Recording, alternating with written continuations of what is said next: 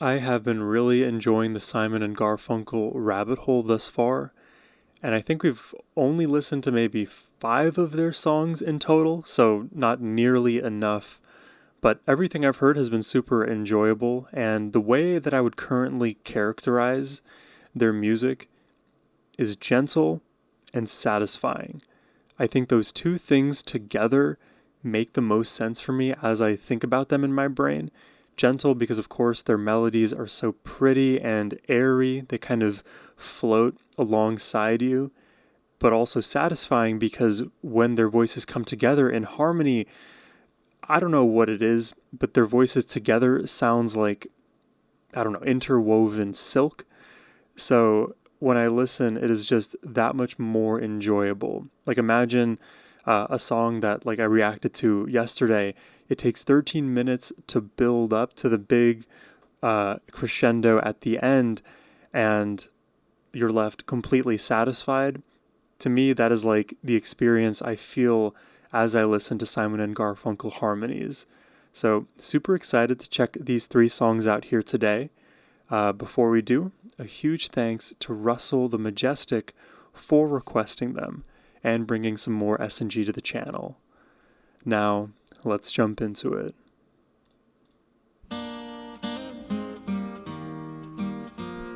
I'm sitting in the railway station, got a ticket for my destination.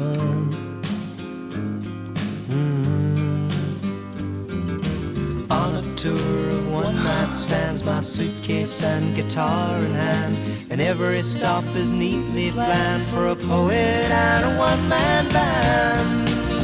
Homeward bound, He's a wandering bard. I wish I was homeward bound. Home, where my thoughts escaping, home, where my music's playing, home, where my love lies waiting silently for me. Every day is an endless stream and then they pull it back to the like pure acoustic.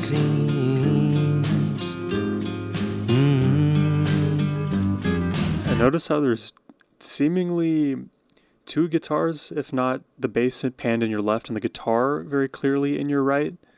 You have these like very low frequencies there against the higher ones in the guitar. Every day is an endless stream of cigarettes and magazines. I think it's two guitars. And each town looks the same to me, the movies and the factories, and every stranger's face I see reminds me that I long to be homeward bound. I wish I was homeward bound. Home, where my thoughts escaping, home, where my music's playing, home, where my love lies waiting silently for me. Tonight it's the journey of the lonely, homesick traveler, right? Everything feels the same because none of it is like home. And so if something is away from home, then it's all the same. It's all the same thing that doesn't mean as much to me. It's important to, I feel like, enjoy wherever you are, but of course home is going to be where you really can seek refuge, rest, relax, recharge, feel loved, at least more consistently.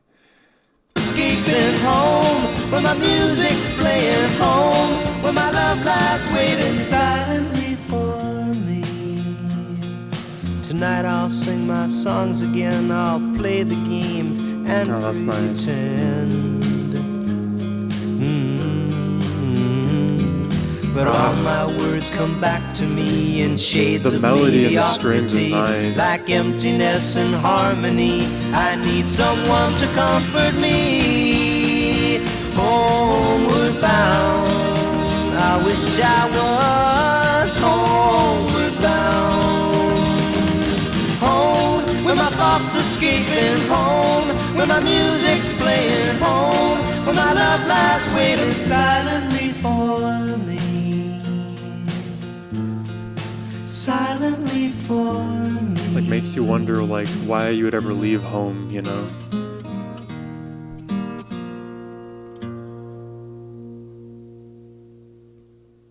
Beautiful. It's a rather short one there. Yeah. Beautiful song. I feel like you can interpret this in multiple ways, one of which would be the sort of necessary journey you need to embark on away from home to find yourself, but then realizing that you could have just found yourself at home. There's this interesting YouTube channel. I forget the title of their channel. It was a weird one, but the the creator brought about a very interesting idea of escapism, where we have this like tendency to want to run away from home and the problems that we have locally because it feels like the environment change is actually going to solve the problem. And that's not the worst logic in the world, but it is partially misguided because oftentimes what you're running away from is not the environment at home, it's the conditions in your own mind that helped create the home that you exist in. And running away only serves to help you realize that, oh wait, I was the one I was the one creating the conditions that made me feel like I had to run away from home in the first place. Now, of course, there's always other very logistical and practical reasons to leave home as well.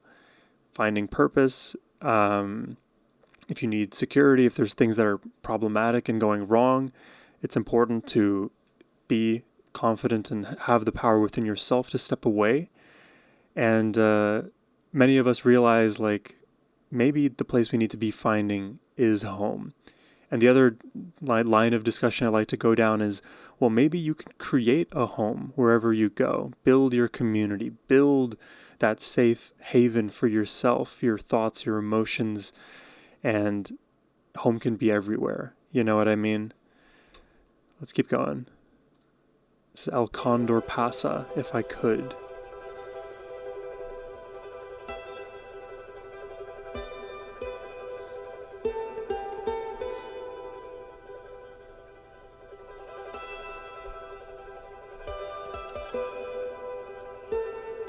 Condor is a bird, right? Condor or Concord?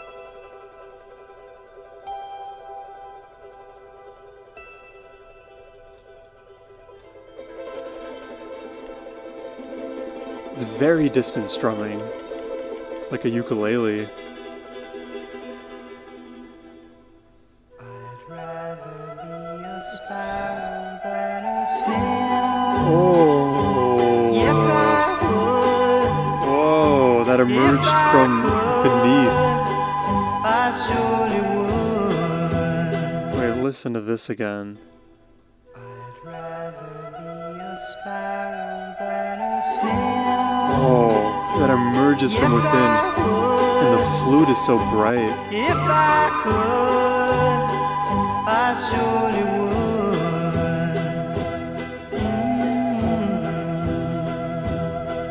I'd rather be a hammer than a nail. Yes, I would. I'd rather be a hammer than a nail. If I only could. If I only I could. surely would. So, like, what is that?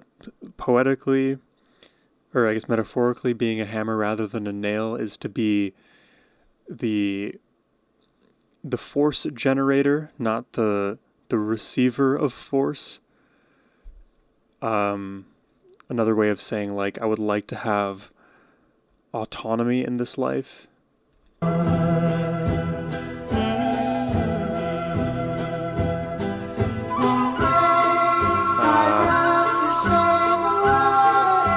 Whoa.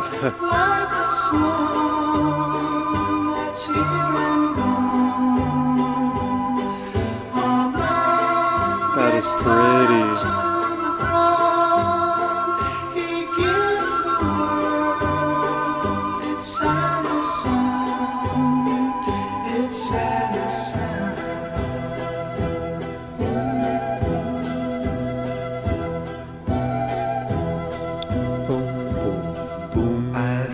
Like steps. Be a forest than a street.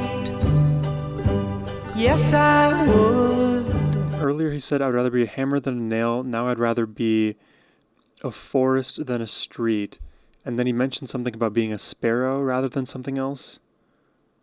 A lot of nature descriptions. Be a forest than a street. Yes, I would. If I could, I Rather be a forest than a street. That is. I like that line too. Feel the earth beneath my feet. Yes, I would. If I only could, I surely would.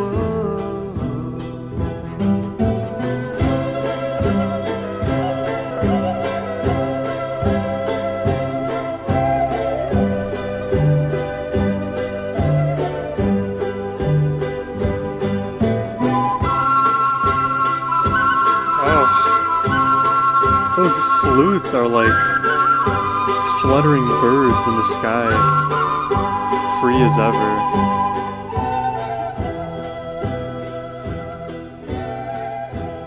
Oh, and this one's a short one too.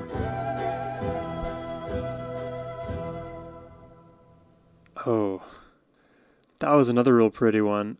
I gotta say, I think I like that one a little bit better melodically, and the way the flutes kind of come into this, super bright, very gradually they enter the mix and then take it over and then like fly away in their V formation, cutting through the air of this mix, so to speak. When I think of some of these lyrics here, like we got the line of being the hammer rather than the nail, like right away that signals to me like I would rather be an actor in my life rather than a passive backseat viewer. The idea of being like a forest rather than a street, I think has to do with the idea that like streets are more devoid of life and forests are very lush. They are rich in life. So I would rather have personality and character rather than be mundane, you know? And maybe another way to put that is I want to be who I am rather than anything else that stifles my individuality. I don't need to minimize who I am to fit into a world that wants me to look a certain way or what I feel like I ought to be to represent to others. I would just rather be myself fully if I could. And that's like the interesting twist on it, because you're front loading all of the meaning of this song with like, I want to be free. I want to have autonomy. I want to feel like I'm living and experiencing if I could, implying that it isn't possible to do. If I could do that thing, then I would be doing it. Somehow they aren't able to do it. And I wonder why. It could be something like psychologically holding them back. They could feel oppressed by a larger structure than they're capable of handling. I don't know if any lyrics in this song gave the captor away, so to speak. If I could. And El Condor Pasa, I'm going to look up the meaning of this, because I feel like I should have probably studied more in my early Spanish classes to get this meaning. Because El Condor, I think condor is a bird. El Condor Pasa is a Spanish phrase meaning the condor passes, or the flight of the condor. Wait, was it condor or concord? Condor. Originally a 1913 Peruvian musical piece by Daniel Alomia Robles, it symbolizes Andean freedom, the majesty of the condor, and resistance against oppression. The famous 1970 Simon and Garfunkel version represents a desire for personal freedom and self-determination. Oh, I see. Yeah, very symbolic of freedom, and I think, the condor does refer to the bird, so at least I was right in that interpretation. Personal freedom, being free. I don't know exactly what was going on in 1913, what the Andean freedom actually was, if that was like a politically related or not.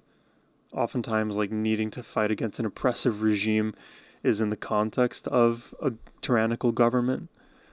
Yeah, I think the right to self-determination, being able to be who you are authentically so, is super important for our individual self-actualization. And the thing is, detractors from this sentiment, they view achieving autonomy and the goal to self-actualize as a selfish one and leave it at that. The thing is, you have a right to be selfish about your actualization. And additionally, if you look at the practical outcomes, if you are the best version of yourself, that tends to be better for everybody else around you as well. The positive I feel within radiates, right? It doesn't just exist in my silo. The more and more I do for myself, the more and more I'm able to give for others. It's a bit reductive too to look at it through that lens, because people can just be selfish to their own, to a fault, and only do things for their own benefit. The important balance there needs to be struck. We can't just take it one way or the other. I think self-actualization is a direction that societally we all need to move towards if we hope to improve any of the problematic conditions that constantly ail us. Anyways, let's jump into the last one here. This is The Only Living Boy in New York.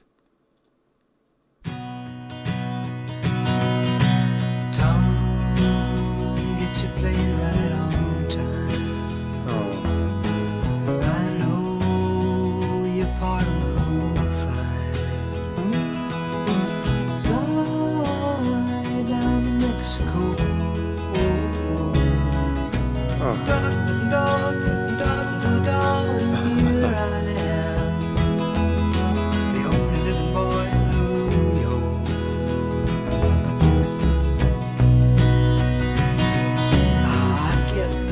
I need, don't know where to report. Oh, I can gather all the news I need, don't know where to report. I'm liking how warm this melody is. Hey, I've got nothing to do today but smile, and here I am, the only living boy in New York.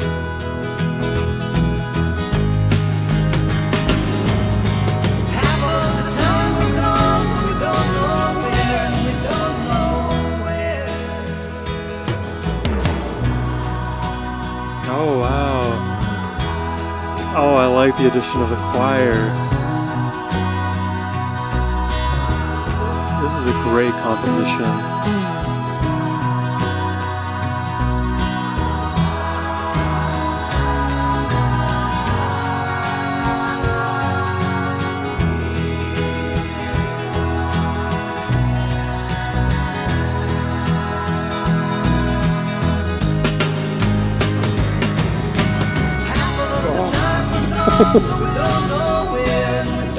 That was such a nice moment, the way that riser came into the hit on the drums.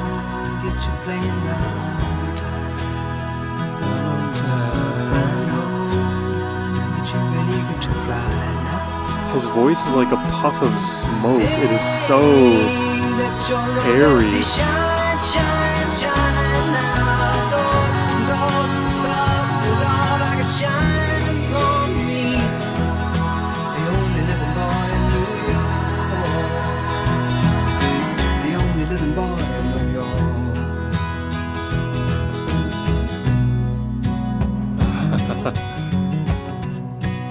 Cool. Oh, he's attacking it now.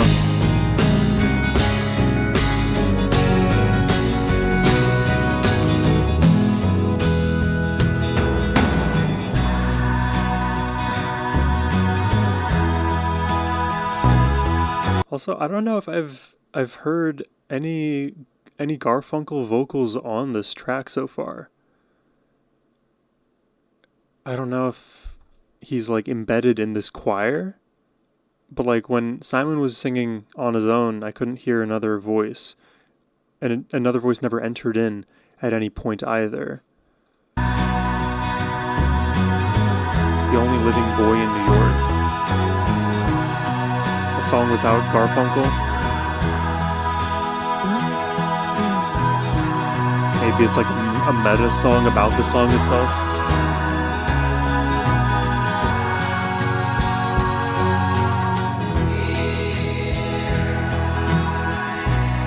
Oh.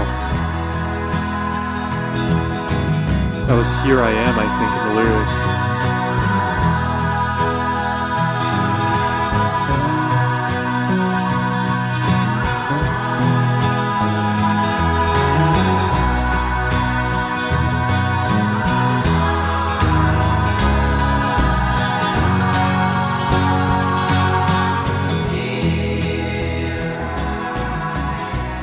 Here I Am. Oh, that is beautiful. I really like Simon and Garfunkel. I like the simplicity in their songwriting, in their melodies, in the compositions. Despite there being this like level of simplicity, it is so beautiful. Their layering is on point. The way that they grow these songs, it makes a lot of sense, and it still is super satisfying. Not from like a, oh, I'm so surprised that this moment happened kind of a place, but more from like, wow, I'm so surprised at how beautiful this sounds and how quickly they can make it sound beautiful and tap into the goosebumps that exist on our bodies. I don't think Garfunkel was on this track unless he was like embedded again in that choir. So maybe The Only Living Boy in New York has something to do with Simon being the only remaining member of Simon and Garfunkel, something to that effect, or just like what it would feel like if he was alone. So maybe I think the song like loosely is about isolation, of solitude, of potentially being abandoned. Not that it had to have happened, but prospectively, like what that may feel like, what that may look like. And the only living boy in New York, I can take it two different ways, because New York, big city, a lot of people, that would seem insane to be the only person there. But then you could also take it the other way, put the emphasis on living, the only living boy in New York. Everybody else is The Walking Dead. Everybody else is a shell of themselves, and they're devoid of personality. So I'm the only one truly living in New York. So I think the idea is like we have this one individual in the scale, the scope and size of New York City, and he still feels alone in that place.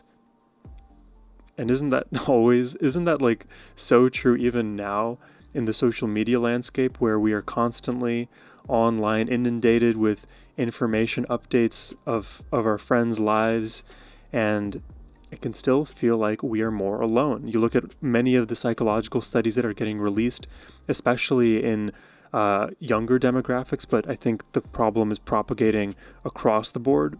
There is a loneliness epidemic. People are having harder and harder times connecting with one another, and that isolation weighs on all of us.